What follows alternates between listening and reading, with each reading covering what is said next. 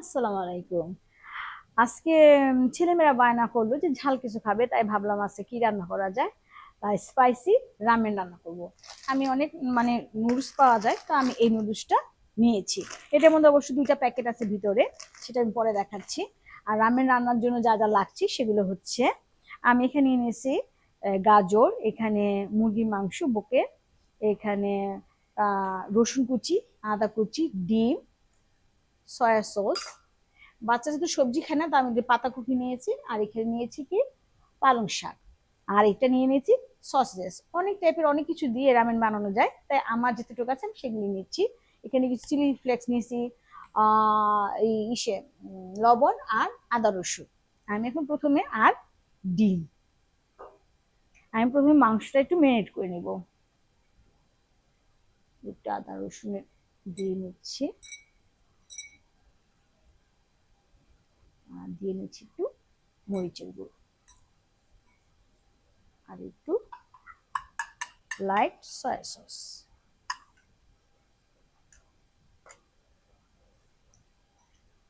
মেখে আমি এটা 10 মিনিটের জন্য রেখে দেব।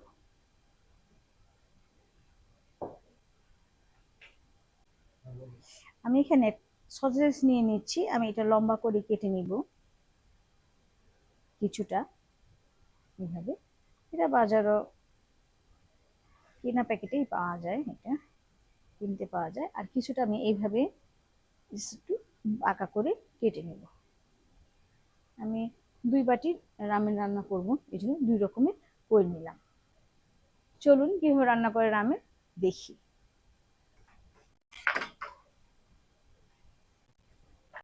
বানানোর জন্য রান্নাঘরে আসলাম, এখানে আমি তেল দিয়ে দিচ্ছি।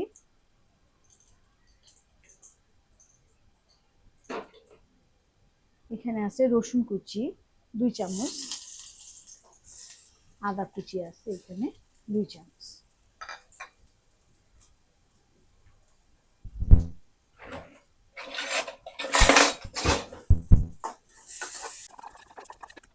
একটুখানি সয়া সস দিয়ে দিচ্ছি।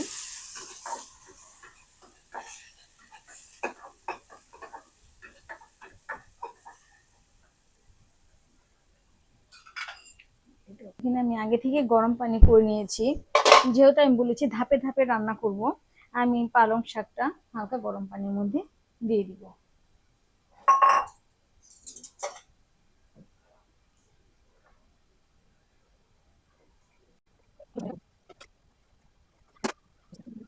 পালংটা সিদ্ধ হয়ে গেছে, আমি এটা জাস্ট সবুজ কালারের জন্য আমি পালং শাকটা আমি বরফ পানির মধ্যে দিয়ে দিব। সবুজ কালারটা থাকবে সুন্দর। এদিকে দিয়ে দিচ্ছি গাজরটা একটু সিদ্ধ করে নিব।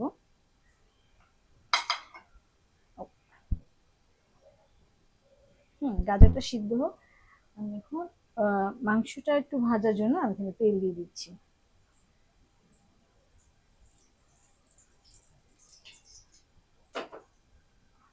10 মিনিট পরে যে 10 মিনিটের জন্য যে আমি মশলা মেখে রেখে দিচ্ছি, সেই মাংসটা আমি আজকে দিয়ে দিব। সিদ্ধ হয়ে গেছে, একটু একটু গরম পানি, কালারটা সুন্দর আসার জন্য ঠান্ডা পানির মধ্যে দিয়ে দিচ্ছি।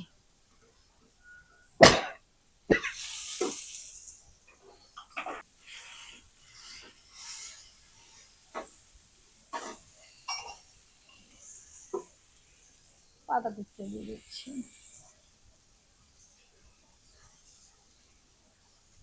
আমার মাংস ভাজাটা হয়ে গেছে,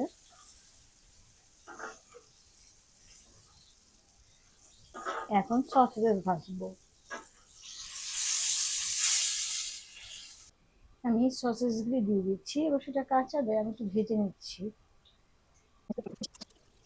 নিচ্ছি এটার ভিতরে আবার প্যাকেট নুডলসের একটা, এটা সস আর এটা সিজলিংটা বের হচ্ছে। এটা সস আর এটা হচ্ছে সিজলিংটা বের হচ্ছে। আমি 2টা নুডলস দিব এখানে, 5 মিনিটের জন্য রান্না করবো। আমি নুডলসটা ভাঙবো না, অবশ্য লম্বা লম্বা নুডলস পছন্দ করে, এই জন্য আমি এটা ভাঙবো না অতটা।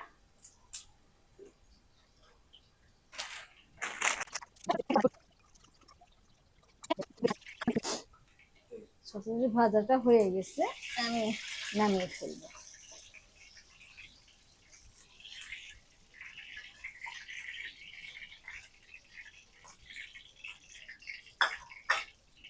আমার নুডলসটা হয়ে গেছে, আমি এখন একটা ঝুড়ির মধ্যে এটা ঢেলে নিব।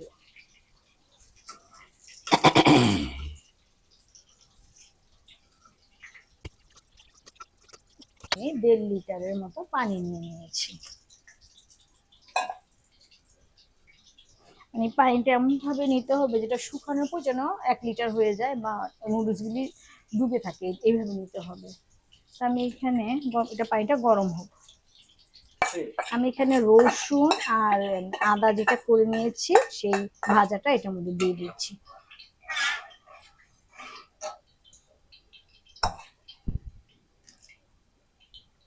স্পাইসি খাওয়ার জন্য বেশি আমি 1 চামচ মতো চিলি ফ্লেক্স দিয়ে দিচ্ছি এটার মধ্যে।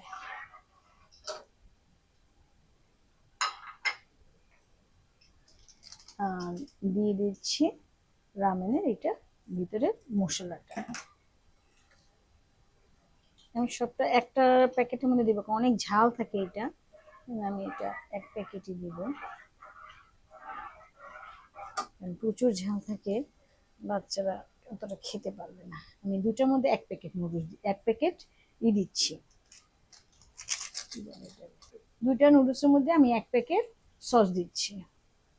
আর এটা হচ্ছে সিজলিংটা, সিজলিংটা আপনারা আগেও দিতে পারেন, আবার সার্ভ করার টাইমে দিতে পারেন, আমি আগে দিয়ে দিচ্ছি।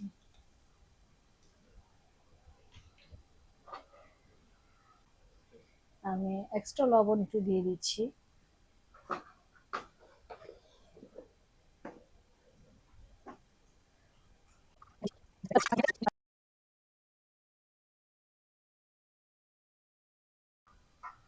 আমি এমনভাবে নুডলসটা নিব যেন এটা ডুবে থাকে বা নুডলসটা এটা পানিটা অবজার্ভ করতে পারে। আমি একে একে এখন এটাকে সাজিয়ে দিব।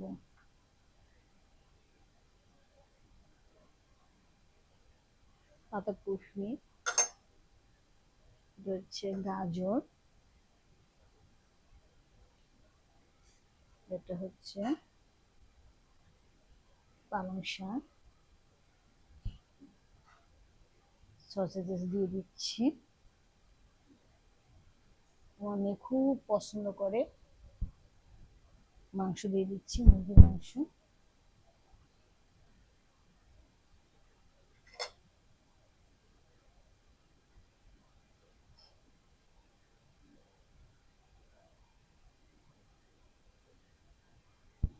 আমার স্পাইসি রামেন রেডি।